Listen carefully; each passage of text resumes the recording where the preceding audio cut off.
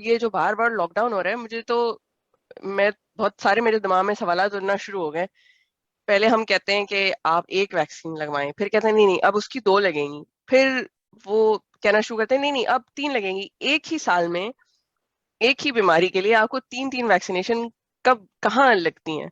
और फिर अब मैं तो अपने आप से सवाल पूछना शुरू हो गई हूँ। जो लोग कह रहे थे कि यार ये कोरोना वायरस जो है वो 5G से उठा है और ये अल्लाह ताला का अजाब है, मुझे तो ये सारी चीजें ना लग रहा है कि सब सच है।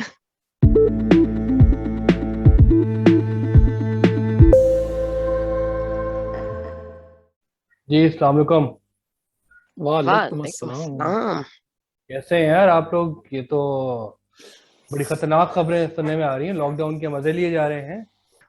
पिछले साल हुआ था लॉकडाउन, उसके बाद से कम था, बहुत कम था, और पिछले 6 महीने तो बिल्कुल नहीं थे। तो हमें तो फ्री घूमने फिरने की आदत हो गई थी। अब जब ये हम्म। लॉकडाउन स्टार्ट हुआ है तो मुझे तो काफी डिप्रेशन रही। ये पहला हफ्ता था। अब तो फोर्थ वेव है ना, तो जो अब लॉकडाउन छोटे छोटे होते हैं, तो हम बात ही इस तरह से स्टार्ट करते हैं यार कि मजा आ गया तुम्हारे तो भाई। नहीं, लेकिन हम लॉकडाउन में सारा काम कर रहे होते हैं, ऑफिस चल रहा होता है, बच्चे स्कूल भी पढ़ रहे होते हैं। तो इट्स लाइक सब कुछ आपको घर में बैठ के करना है। छुट्टी तो किसी की नहीं हम्म। होती। लेकिन इमरान, इस बारे में क्या ख्याल है कि न्यूजीलैंड में एक केस पॉजिटिव आया था तो उस पे उन्होंने पूरा मुल्क लॉकडाउन कर दिया न्यूजीलैंड ने। हाँ, वो फिर जिस तरीके से मैंने शुरू किया, फिर मैं तो उन लोगों के लिए दुआएं करूंगा कि यार ऐसा चीज पाकिस्तान में भी आए, ताकि मजे ही मजे रहे। ये जो बार बार लॉकडाउन हो रहा है, मुझे तो मैं बहुत सारे मेरे दिमाग में सवालात उठना शुरू हो गए। पहले हम कहते हैं कि आप एक वैक्सीन लगवाएं, फिर कहते हैं नहीं नहीं अब उसकी दो लगेंगी, फिर वो कहना शुरू करते हैं नहीं नहीं अब तीन लगेंगी। एक ही साल में एक ही बीमारी के लिए आपको तीन तीन वैक्सीनेशन कब कहाँ लगती हैं? और फिर अब मैं तो अपने आप से सवाल पूछना शुरू हो गई हूँ। जो लोग कह रहे थे कि यार ये कोरोना वायरस जो है वो 5G से उठा है और ये अल्लाह ताला का अजाब है, मुझे तो ये सारी चीजें ना लग रहा है कि सब सच है। चलिए आज फिर इसी के ऊपर डिटेल में बात करते हैं, या शुरू करते हैं बात करना और देखते हैं कितनी बात कर सकते हैं इसके ऊपर आज। पहले तो यार यही बताया ना कि फिर वायरस होता क्या है। पहले ये जरूर समझने की जरूरत है कि वायरस क्या चीज़ है, और फिर देखते हैं कि कोरोना वायरस क्या चीज़ है। तो हाँ। जब सीखना शुरू किया था वायरस के बारे में, तो एक चीज मुझे बड़ी इंटरेस्टिंग लगी कि वायरस जो है वो, उसके ऊपर अभी भी ये डिबेट जारी है, या अभी भी ये बहस जारी है कि क्या ये जानदार है या नहीं है। क्योंकि वो उसका बिहेवियर जो है वो लिविंग थिंग्स के तरह का ही है, लेकिन कुछ ऐसी चीजें हैं कि जो वो लिविंग थिंग्स के तरह नहीं कर सकता। वो एक इतनी बुनियादी जानदार चीज है कि वो बिल्कुल बॉर्डर पे है, बेजान और जानदार। ये बिल्कुल हम्म। जैसे लगता है कि दरमियान में, कि वो ट्रांजिशन में है वो एक तरह से ना। आई थॉट कि ये जानदार ही होगा जो इतनी तबाही मचाई हुई है। हाँ, लेकिन शायद वो कुछ जो वजूहात हैं उसमें से एक वजह ये है कि वो खुद रेप्लिकेट नहीं कर सकता। वो खुद अपनी तरह के और नहीं पैदा कर सकता जिस तरह बाकी जानदार चीजें करती हैं। उसको एक सेल की जरूरत होती है जिसको वो इन्फेक्ट करता है, और उसके जरिए वो अपनी कॉपीज बनाता है।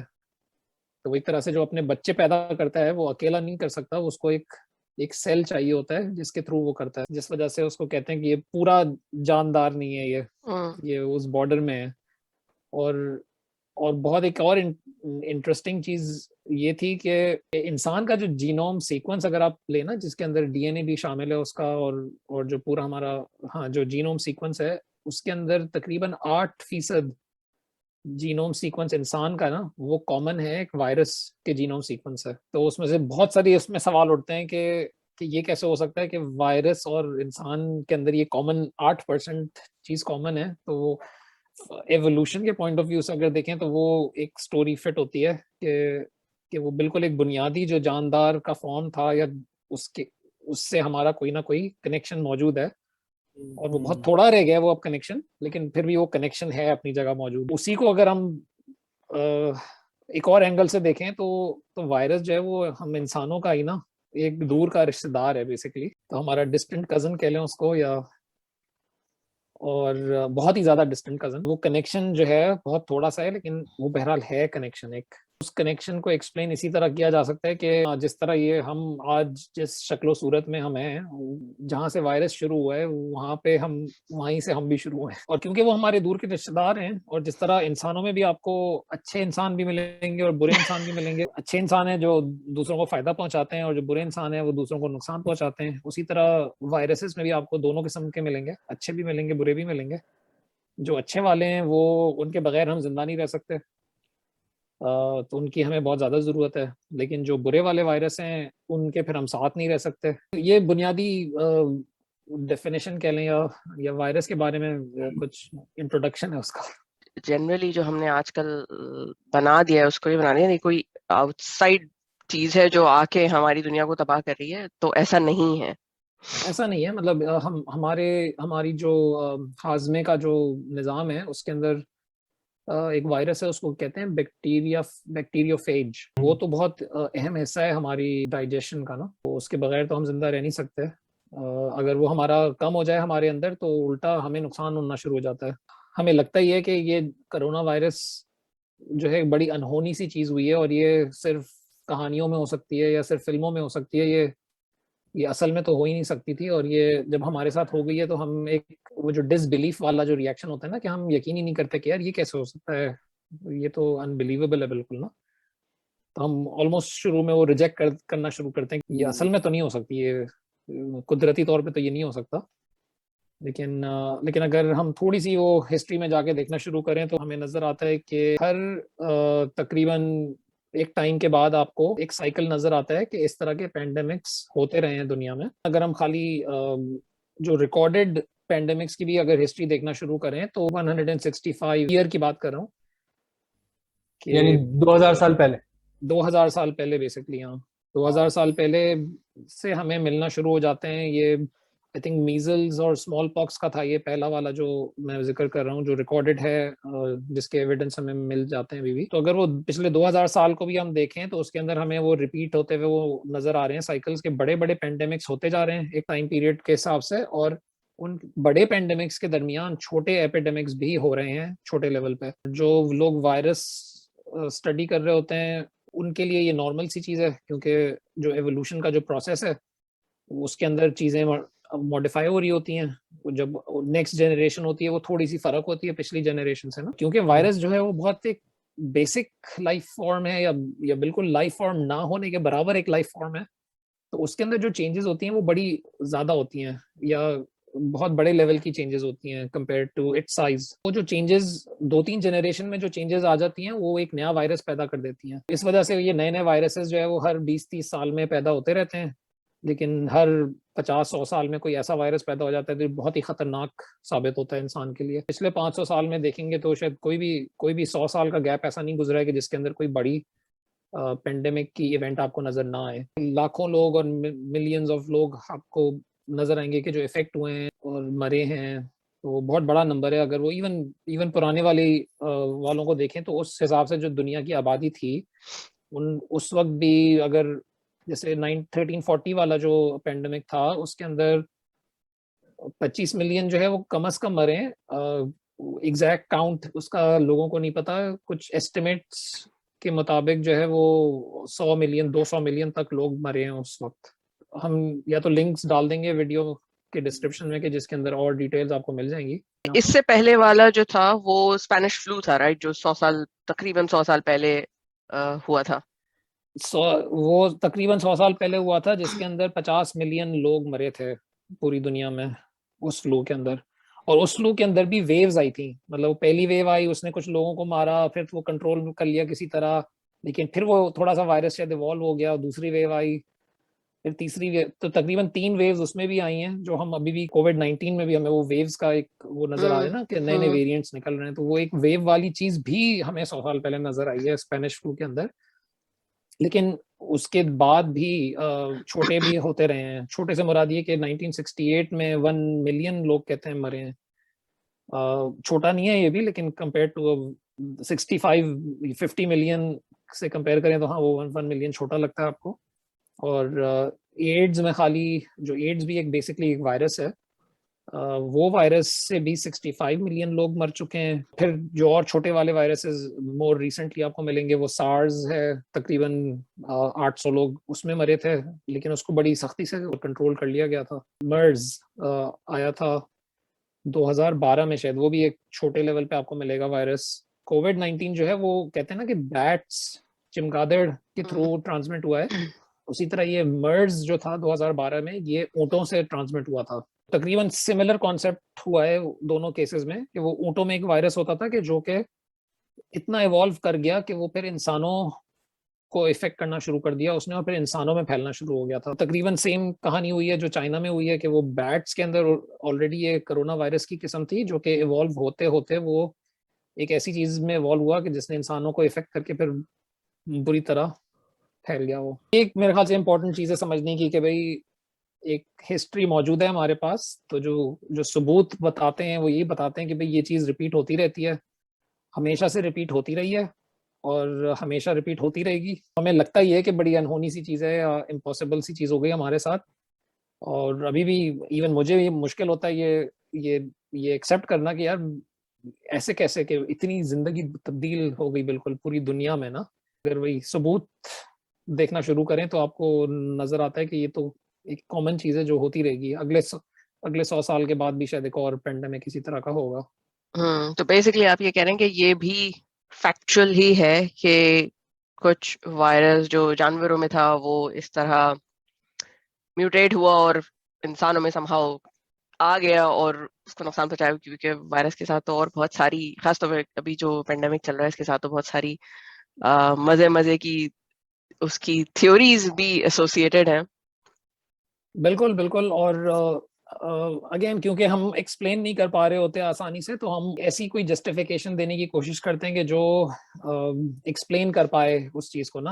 हाँ, हमारे लिए ये भी फिर हमें देखना पड़ेगा ना कि वो इस तरह के इत्तेफाक कैसे हो सकते हैं। कि जैसे बिल गेट्स की एग्जांपल है, कि बिल गेट्स ने टेड टॉक के अंदर मिसाल दी और उसने ये लफ्ज यूज किया कि भाई कोरोना वायरस टाइप का कोई पेंडेमिक होगा जिससे इंसानियत को खतरा है।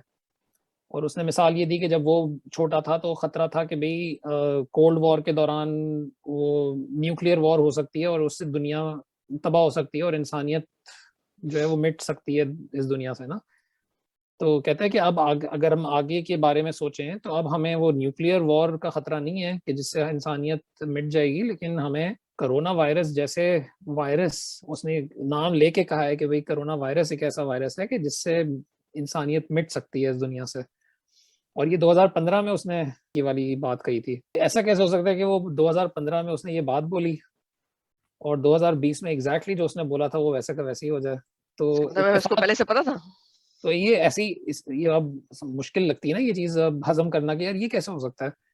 तो लेकिन अब उसको अगर समझने की कोशिश करें तो बिल गेट्स खुद तो वायरोलॉजिस्ट नहीं है और ना उसको वायरसेस के बारे में खुद उसने पढ़ा हुआ है, लेकिन अब वो जिस फाउंडेशन को लीड करता है और वो जो रिसर्च फंड करता है उसके अंदर ये हेल्थ रिलेटेड सारे काम हो रहे होते हैं, और जो सारे साइंटिस्ट हैं उसके पास जो काम कर रहे हैं वो सारे इस बात पे एग्री कर रहे थे उस वक्त कि अगला पेंडेमिक ड्यू है। वो जो साइकिल चलता है वायरसेस के, जनरेशन अगली वाली आती है और वो डिफरेंट हो जाती है।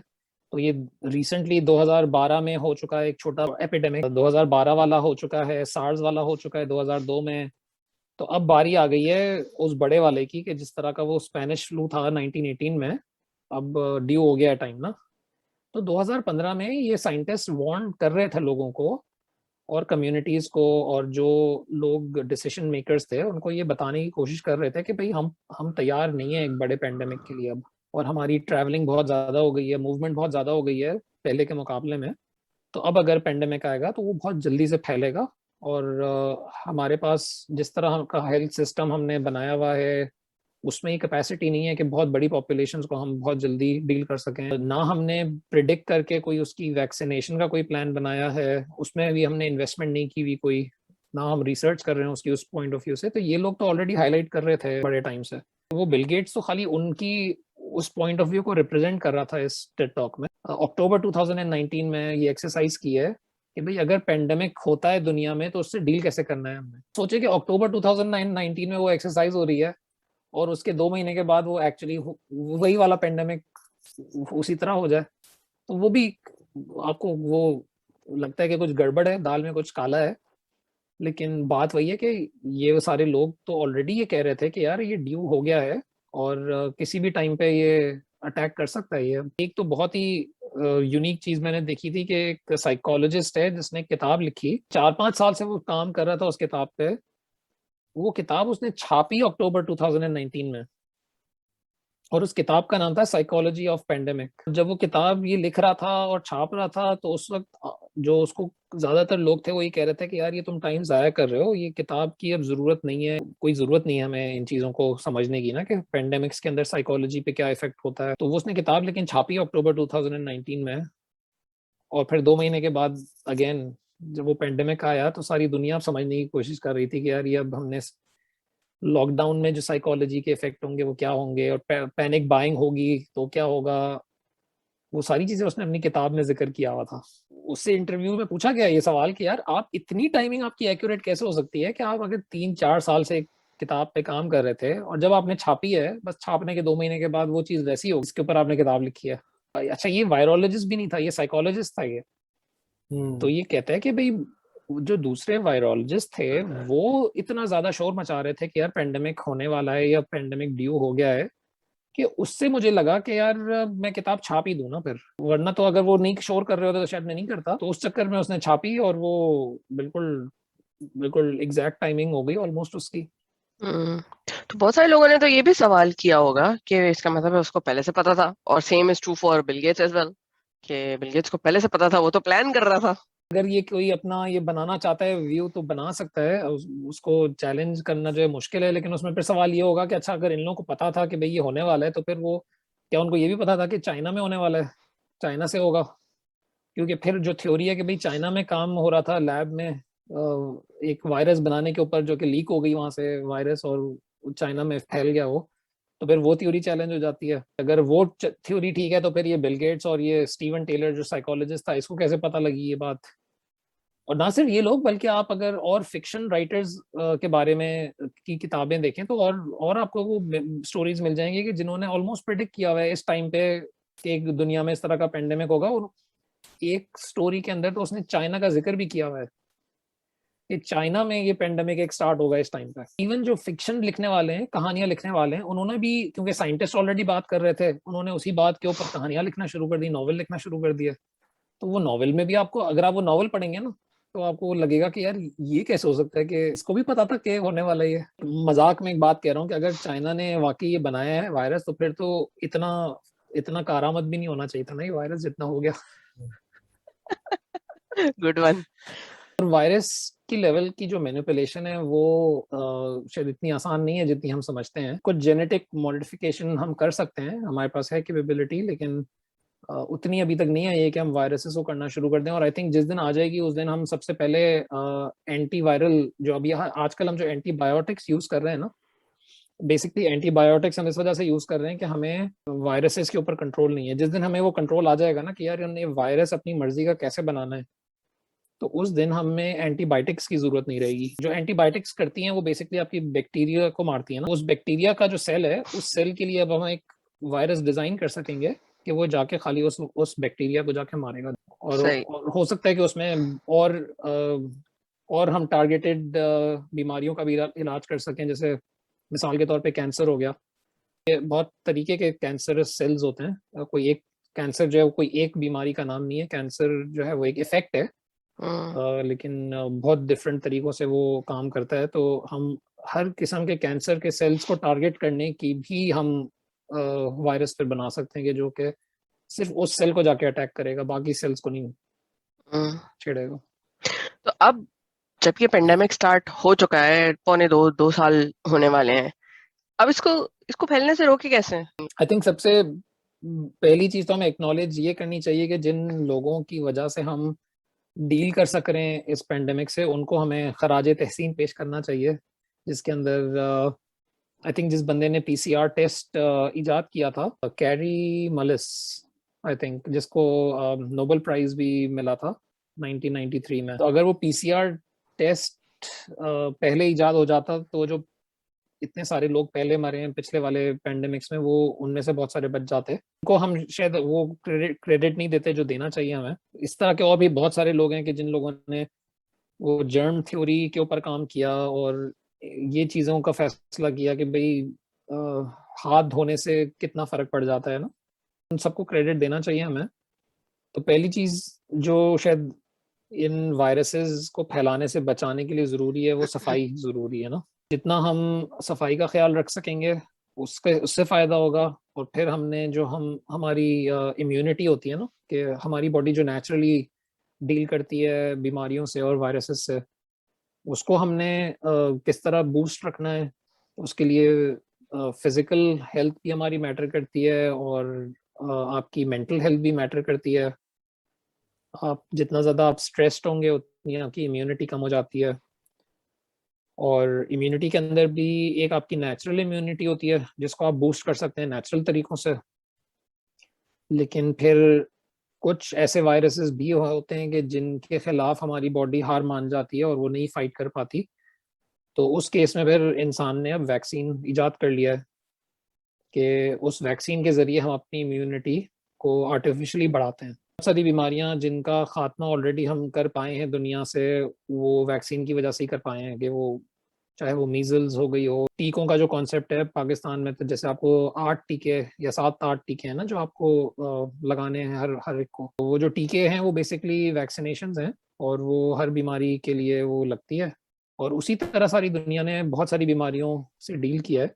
तो वो वैक्सीन भी कोई ऐसी चीज़ नहीं है जो पहली बार हम बना रहे हैं या पहली बार हम किसी बीमारी का मुकाबला करने के लिए वैक्सीन पर रिलाई कर रहे हैं। हम हिस्टोरिकली हमने सक्सेस स्टोरी एक हमारी है इंसानों की कि जिन्होंने वैक्सीन जब बनाई और उसके बाद बीमारियों का खात्मा किया। तो बेसिकली ये वैक्सीन जो है वो इलाज है। इलाज नहीं कहना चाहिए वो। जब आपको बीमारी, जो वायरस आपकी बॉडी में एंटर होता है ना, तो आपकी बॉडी अच्छे वायरसेस को जिंदा रहने देती है और जो बुरे वाले वायरसेस हैं उनको मारने की कोशिश करती है। लेकिन कुछ केसेस में वो नहीं मार पाती और वो वायरस जीत जाता है, वायरस फिर आपको मार देता है। इम्यूनिटी बढ़ाने के लिए वो वैक्सीन फायदा करती है। लेकिन अगर किसी को ये बीमारी लग जाए तो फिर वैक्सीन इलाज नहीं है। लेकिन उसका वैक्सीन जो है वो आपकी इम्यूनिटी वाला जो प्रोसेस है ना उसको बिल्ड करने की कोशिश करती है। लेकिन अगर आपकी बॉडी में ऑलरेडी वो एक वायरस आ गया है और उसने ऑलरेडी आपकी बॉडी में वो फैल गया है, तो वो वैक्सीन जो है वो डायरेक्टली अटैक नहीं करती है उस वायरस को, क्योंकि वैक्सीन का काम ही नहीं है ना ये। वैक्सीन का काम मतलब है कि आपकी वैक्सीन जो है वो बॉडी, शील्ड है, तलवार नहीं है। एक तरह से ये कह सकते हैं बिल्कुल। मतलब हमारी बॉडी का जो फाइटिंग मैकेनिज्म है ना उसको बूस्ट करती है वैक्सीन। ठीक है। लेकिन अगर वो ऑलरेडी उस लेयर को क्रॉस कर चुका है वायरस और ऑलरेडी आपके सेल्स के अंदर चला गया है और ऑलरेडी आपको इन्फेक्ट कर दिया है उसने, तो फिर वो एक कैंसर वाला जो इफेक्ट है वो शुरू हो जाता है ना। तो जिस तरह कैंसर का कोई डायरेक्ट इलाज नहीं है हमारे पास, उस तरह कोई डायरेक्ट इलाज हमारे पास कोविड-19 का भी अभी इस वक्त नहीं है। तो ज्यादातर जो वायरसेस हमने हमने खत्म किए हैं दुनिया से, वो सारे वैक्सीन के थ्रू ही खत्म किए हैं हमने। तब सॉल्यूशंस बताए जाते हैं कि आप स्टीम ले लें और नींबू डाल के कुछ पी लें और पता नहीं और कौन कौन सी चीजें हैं। तो फिर ये सब क्या है? आप कह रहे हैं कि इसका कोई इलाज नहीं है?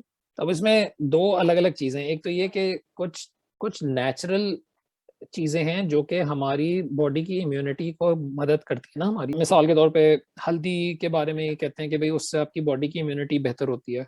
सिनेमन, उससे भी आपकी बॉडी की इम्यूनिटी बूस्ट होती है। और विटामिन सी से आपकी इम्यूनिटी बूस्ट होती है। और बहुत सारी चीजें हैं। और अगेन जिस तरह बाकी चीजें थी कि भाई आपने स्ट्रेस अपना मिनिमाइज रखना है, आपने फिजिकली हेल्दी रखना है अपने आप को, और अच्छी खुराक लेनी है जिसके अंदर सारी न्यूट्रिशन आपकी बॉडी को मिल रही हो, तो वो सारी चीजें मिलके आपकी इम्यूनिटी को बेहतर करती है। तो ये तो एक नेचुरल तरीका हो गया ना। तो ये तो सारी पॉजिटिव चीजें और इनको हमें करना चाहिए। फिर वो जो दूसरी वाली चीजें हैं कि जो पता नहीं कहाँ से आती हैं और जिसके अंदर वो कबूतर भी शामिल हो जाता है, टीम या भाप भी शामिल हो जाती है, और लोग उसको बड़ा फॉलो भी कर रहे होते हैं। लेकिन उन चीजों से ना सिर्फ फायदा नहीं होता बल्कि कुछ केसेस में तो नुकसान हो रहा होता है। मतलब स्टीम मेरे ख्याल से एक बहुत इंपॉर्टेंट चीज है कि जिससे ना सिर्फ ये कि कोई फायदा नहीं होता बल्कि उल्टा शायद नुकसान हो रहा होता है लोगों को स्टीम लेने से। वो कैसे? ये मुझे भी जब पहली बार मैंने देखा तो अजीब सा लगा, क्योंकि मैं खुद बचपन में जब कुछ मसला होता था तो भाप लिया करते थे हम क्योंकि मैं तो अभी भी ठीक लेती करने के हूँ, लिए। मेरी जो नेजल चेम्बर जब ब्लॉक हो जाता है तो स्टीम मैं तो लेती हूँ, नुकसानदेह अच्छा कैसे जी, है? अच्छा जी, आप चलिए मैं फिर पहला सवाल ये करता हूँ कि मुझे ये बताएं कि जो कोरोना वायरस है वो किस टेम्परेचर पे मरता है? उसको मारने के लिए क्या टेम्परेचर चाहिए होता है आपको? हाई टेम्परेचर क्योंकि हम स्टीम तो गर्म गर्म भाप ले रहे हाँ हैं ना, हाँ, और आइडिया ये है कि वो उस भाप से मर जाएगा वो कोरोना वायरस। तो वो किस टेम्परेचर पे कोरोना वायरस जो है वो मरता है? पता नहीं, बहुत हाई टेम्परेचर ही होता होगा, लेकिन उतने हाई टेम्परेचर से फिर इंसानी बॉडी को भी तो नुकसान पहुंचता होगा। हाँ, तो जो जो जो एक्सपेरिमेंट्स में हमने नजर आया ना, वही नजर आया कि 75 डिग्री सेंटीग्रेड हम्म पे कोरोना वायरस मरता है। हम्म कि अगर आप उसको ये टेम्परेचर तकरीबन 20 सेकंड तक शायद देना पड़ता है आपको, तो वो मर जाता है। ठीक है। अच्छा, आप मुझे ये बताएं कि किस टेम्परेचर पे आपके हाथ पे आपको लगता है कि अब आपका हाथ जलना शुरू हो जाता है? 40-50। बिल्कुल। ये 40-50 वाली रेंज है ना, 45 से ऊपर जैसे ही आप जाना शुरू करते हैं ना, तो हम्म आपकी खाल आपको कहती है, आपकी बॉडी कहती है कि ये बहुत ज्यादा गर्म हो गया है पानी मेरे तो लिए। बेसिकली वायरस से पहले तो आपको नुकसान पहुंचेगा। जी, तो आप जो है 50 से 60 मतलब 60 डिग्रीज वाले पानी के नीचे आप खड़े रह के नहा नहीं सकते, क्योंकि उस नीचे आप अगर 10 सेकंड के लिए खड़े हो जाएंगे शायद, तो आपको वो स्किन जलना शुरू हो जाती है उससे। तो आपकी जो स्किन है ना, ये आपकी जितनी ह्यूमन बॉडी के टिश्यूज है ना, उसमें सबसे ज्यादा टफ टिश्यू है बाहर, आपकी जो स्किन है। हम्म जो स्किन के अंदर वाली लेयर्स है ना, वो और ज्यादा सेंसिटिव है बाहर वाली लेयर से। हम्म हम्म ठीक है। अब आप सोचें कि आपकी जो अंदर वाली लेयर्स हैं उनका क्या असर कर रहे हैं आप, जो आप स्टीम ले रहे हैं, स्टीम का क्या टेम्परेचर होता है? पानी हम्म बॉयल होना शुरू होता है 100 डिग्री सेंटीग्रेड हम्म पे, या 100 से थोड़ा सा कम से पे भाप निकलना शुरू हो जाती है, हम्म या नजर आना शुरू हो जाती है हमें। ठीक है, चलें उसको थोड़ा कम भी कर लें कि वो आते आते वो 90 डिग्री हो गई है आपके अंदर आते आते भाप से। हम्म हम्म वो वायरस से पहले तो आप अपनी तबाही कर रहे हैं यार। तो जो जो आपकी बॉडी ने जो फाइट करना है वायरस के साथ, आपने तो पहले अपनी बॉडी को ही मार दिया ना। हम्म और आपकी बॉडी को जब आप अपने टिश्यूज को जला रहे हैं, अपने अंदर की टिश्यूज को जला रहे हैं, तो वो रिकवर होने में कितना टाइम लगता है उनको? कुछ दिन लग जाते हैं ना हाँ हाँ रिकवर होने में। हाँ, ठीक है। और उस रिकवरी के दौरान अगर आप उसको और खराब करते रहें और उसके ऊपर वो और सिवियर पटाखे डालते सिचुएशन रहें, हो जाती है, हाँ सिवियर कंडीशन हो जाती है। ठीक है, तो अगर आप रोज भाप लेना शुरू कर देंगे ना, तो आप तो अपना बहुत ज्यादा नुकसान कर रहे हैं। हम्म ठीक है। ये शायद जिक्र करना जरूरी है कि कुछ केसेस में कि जहाँ पे साइनस रिलेटेड या सांस से रिलेटेड मसले होते हैं ना, तो वहाँ पे वो नेबुलाइजर कहलाता है, वो जो हम्म वेपर्स क्रिएट करता है, वो वेपराइजर के तौर पे काम करता है वो, लेकिन वो भाप नहीं है, वो स्टीम नहीं है। वो एक तरह से समझ लें कि ठंडे वेपर्स हैं वो, और आप वो ठंडे वेपर्स इनहेल करते हैं ताकि आपकी वो सफाई हो जाए थोड़ी सी और आपको ब्रीदिंग में आसानी हो जाए। वो एक कंप्लीटली डिफरेंट कॉन्सेप्ट है। ठीक है, वो ठंडे वेपर्स हैं वो, जो कि कुछ केसेस में फायदेमंद है। जो गर्म स्टीम की जो भाप है, इसका तो ना सिर्फ फायदा नहीं है, उल्टा नुकसान है। और कबूतर जो है वो बेचारे, बस कबूतर का ही नुकसान है उसके अंदर। और कबूतर के साथ वैसे क्या करते हैं, सॉरी मुझे पता नहीं है। कबूतर को शायद खाने का रिकमेंड करते हुए सुना है मैंने लोगों को कि भाई कोरोना वायरस से मुकाबला करना है अगर आपने, तो कबूतर पका के खाना शुरू कर हाउ दो। Would that save us from corona virus? नहीं, अगर तो वाकई में इलाज ये है तो फिर बहुत अच्छी बात है, फिर तो हमें परेशानी खत्म हो जानी चाहिए हमारी। और जिन साहब ने ये बात कही थी, ना सिर्फ उनको नहीं होना चाहिए कोरोना वायरस, बल्कि जितने लोगों ने उनकी बातें सुनी है उनको भी नहीं होगा, तो सबका फायदा होगा। लेकिन हम्म अनफॉर्चुनेटली ऐसा है नहीं। तो सही, इमरान, इस तरह आपने कोई इस तरह के वो इलाज सुने हैं? इतने हैं पाकिस्तान में, तो अब मैं पाकिस्तान का नाम बदनाम नहीं करना चाह रहा, पूरी दुनिया में ही है। पूरी दुनिया में ही है लेकिन वैसे। किसी ने बोला कि कोविड का मतलब क्या होता है, certification of vaccination ID. Certification of vaccination ID, yes. तो बिल्कुल। उन्होंने बोला सर्टिफिकेशन ऑफ वैक्सीनेशन आईडी, तो हाँ, वो भी एक बन जाता, अब ये मतलब दुनिया में सबको दिया जाएगा। जो जिसको समझ आ रही है वो कर रहा है। वही बिल गेट से किसी को मिला दिया, किसी ने चिप डाली जा रही है आपके जिस्म में, तो वो लोग बिल्कुल। मकनातीस जो है वो लेके चिपका के शुरू हो गए। और कुछ तो वीडियोस भी आ गई फेक, इसमें ये देखें मकनातीस चिपक गया यहाँ पे। तो ये तो भरी हुई है। बरी बस हुई है, आजकल बिल्कुल। के दौर का यही है कि जो कहानी जिससे जुड़ जाए और जो लोगों को एक सनसनी खेज पहुंचा दे, मशहूर अपने आप को करने के लिए, बस वो फैला दो। वो फैला हम्म, दो, हाँ। सबसे जो अब मजे खैर, की है वो 5G से जो है ना वो कोरोना वायरस फैल रहा है। इस पे कुछ कुछ रोशनी डालेंगे मुझे। रोशनी क्या डालनी है, ये वही मतलब हर कोई शुरू हो जाता है, तो उसमें ये भी एक चीज डल गई है। और मतलब लोगों अगेन ने उसके पोल्स जला दिए। बिल्कुल, यहाँ न्यूजीलैंड में भी नुकसान पहुंचाने की कोशिश की है लोगों ने, या तोड़ने की कोशिश की है पोल्स को जिसपे 5G की इंस्टॉलेशन हो रही थी। सारी दुनिया में हुआ है, साउथ अमेरिका में बहुत जगहों पे बड़े मजमों ने जाके जो है वो पोल गिराए हैं। But how does that work? मतलब वो जो पोल्स हैं उसमें से ऐसी रेज निकल रही हैं जिससे हमारी बॉडी में वायरस चला जाता है, is that the theory? Theory ये है कि उन माइक्रोवेव्स का असर हमारे ऊपर ये हो रहा है, हमारे अपनी बॉडी के अंदर कोरोना वायरस पैदा हो रहा है उन रेस की वजह से। हाउ? इम्पॉसिबल नहीं है, होने को हो भी सकता है, क्योंकि क्योंकि माइक्रोवेव्स जो हैं वो ह्यूमन बॉडी के लिए सेफ नहीं है अगर एक सर्टेन लेवल से ज्यादा हम्म। इंटेंसिटी की हो।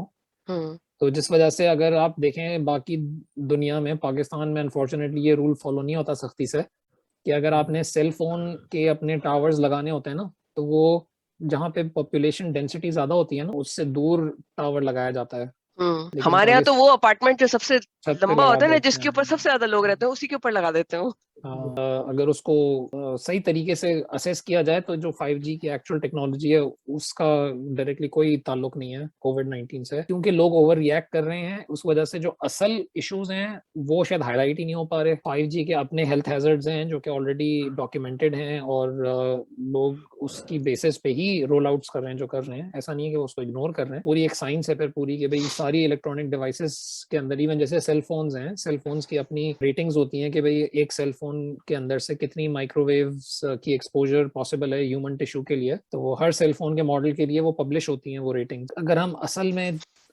नेक नियति से लोगों को बचाना चाह रहे हैं तो हमें लोगों को ये चीजें सिखानी चाहिए कि भाई ये रेटिंग का मतलब क्या होता है, और जब सेल फोन खरीदो तो भाई ये रेटिंग देखो कि भाई जिस सेल फोन की रेटिंग कम है वो वाला फोन खरीदो, जिस फोन की रेटिंग ज्यादा है वो ना खरीदो। क्योंकि क्योंकि जब आप फोन पे बात कर रहे होंगे या हाथ में रख के आप इस्तेमाल कर रहे होंगे तो थोड़ा सा एक्सपोजर आपको जो हो रहा है माइक्रोवेव्स का, तो वो इश्यूज अपनी जगह डेफिनेटली हैं, और वो लोगों को एजुकेट करने की जरूरत है उनके बारे में। और ना सिर्फ ये कि अब सेलफोन्स का जो ये माइक्रोवेव का एक्सपोजर है वो तो पहले से था, लेकिन अब जब से ये फोन्स स्क्रीन बेस्ड हो गए हैं कि खाली स्क्रीन होती है जब आपके फोन पे नजर आ रही होती है, तो ज्यादा यूज करने से हमारी आंखों का जो नुकसान होता है उसके ऊपर, और गर्दन का एक बड़ा नुकसान है कि जो कि होता है क्योंकि हम नीचे देख रहे होते हैं फोन इस्तेमाल करते वक्त ना। गर्दन का प्रॉब्लम है जो कि सारी दुनिया में हो रहा है, स्पेशली ग्रोइंग पॉपुलेशन को, कि जब वो अपनी ग्रोथ फेज के दौरान, ग्रोथ से मुराद ये कि 18 साल 16 साल से नीचे वाली जो एज है,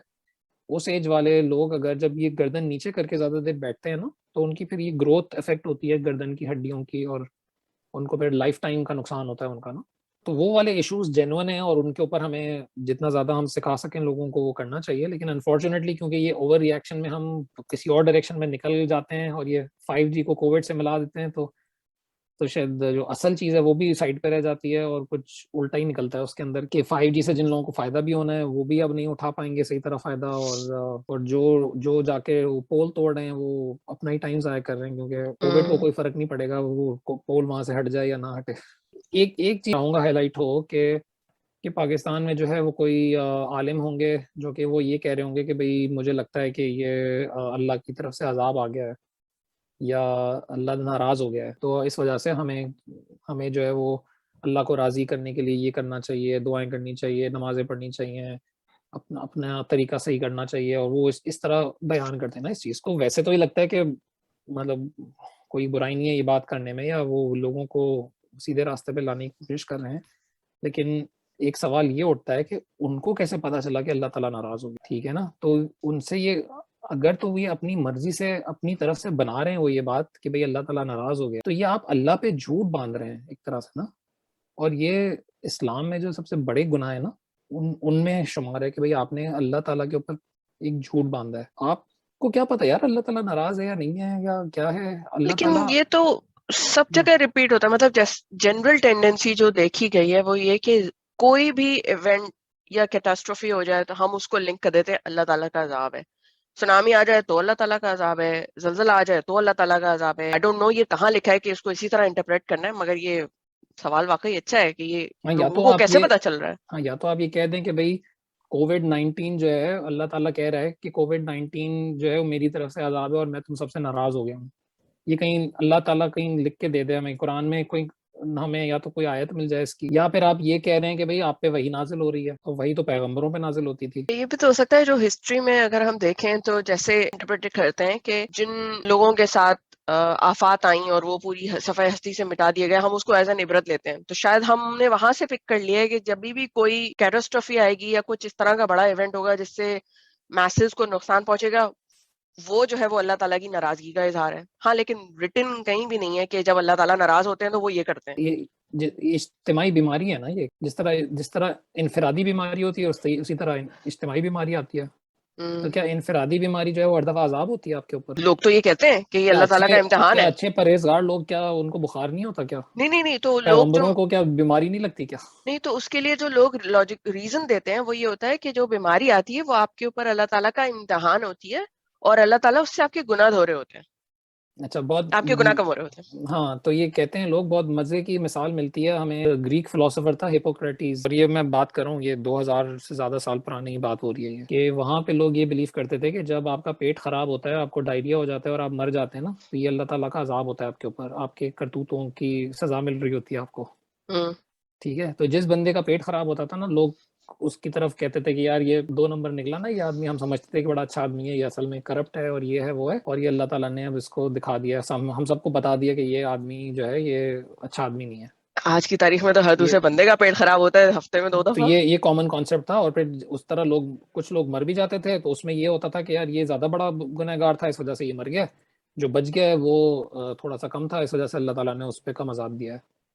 ये उनका कॉन्सेप्ट था। ये हिपोक्रेटिस जो Greek one of the philosophers था, उसने कुछ तजर्बा किया या कुछ समझने की कोशिश की, और उसने कहा कि यार असल में ये अजाब नहीं आ रहा, असल में अगर तुम लोग खाने से पहले हाथ धोना शुरू कर दें ना हम लोग सारे, तो ये पेट खराब होना हमारा कम हो जाए। और इस पे जो है वो जो बाकी लोग थे ना, उन्होंने कहना शुरू कर दिया कि ये बेवकूफ़ और पागल आ गया ये बकवास करने के लिए। ठीक है, और किसी ने उसकी बात नहीं सुनी, इंतकाल भी कर गया। उसके शागिर्दों ने भी आगे जाके कोशिश करते रहे, उसकी ये पैगाम आगे फैलाने की कोशिश करते रहे।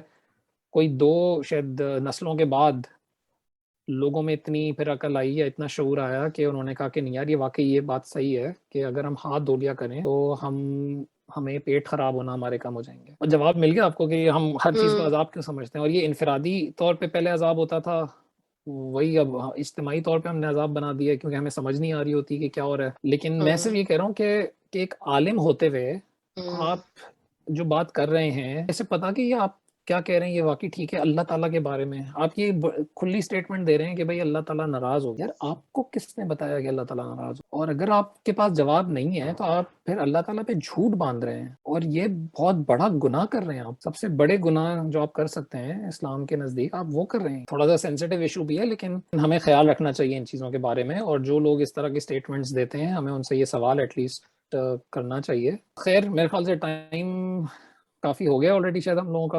हाँ नहीं, मैंने ये सवाल छेड़ा था शुक्र, और काफी इस पर लर्निंग भी हुई है। मुझे कुछ चीज़ें वाकई नहीं पता थी, खासतौर पे ये हाइजीन वगैरह कितनी इंपॉर्टेंट है, ये चीज़ें, और फिर इसकी इम्प्लीकेशंस है history of virus. Thank you so much. तो फिर मेरे ख्याल से इजाज़त चाहते हैं, और अगले हफ्ते जो है दोबारा मिलते हैं। बिल्कुल, और अगर लोग चाहें तो प्लीज सवाल और अपने आइडियाज शेयर करें, ताकि हम उस बेसिस पे मजीद और कोशिश करें आपके सवालों के जवाब देने की।